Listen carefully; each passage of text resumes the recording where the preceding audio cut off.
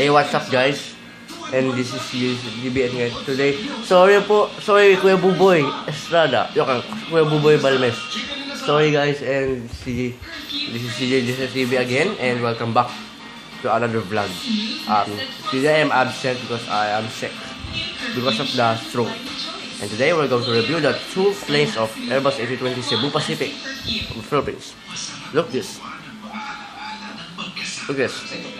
Kuya, before we show this, Kuya English of brother Buboy. Yes. And today, okay, let's start it. And this is Henan livery, and Cebu Pacific is plain livery. This is the plain livery. Look, it's nice. This is domestic or international, like this. And then this is one, and this is the Henan livery plane. I made it last Monday and Tuesday. This is Tuesday and this is Monday. I like it. So please like this video. Nice plane. It's like a model, right? Yes. And this is the plane. Look. So view for 10 seconds.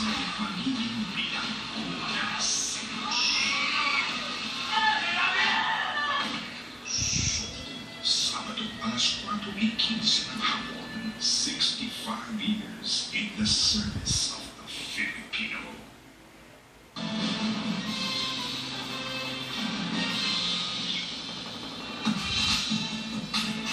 Pagkatapos mag-viral ang memes, hindi ibinunyag naman si Bea Alonso tungkol sa ng sorpresang dumalo sa isang event ni Alonso. So thanks for watching guys, and please don't forget to subscribe and like this video and share to your friends. So thanks for watching guys, and see you in next vlog. And goodbye. Palissimo Bufa. That's my request.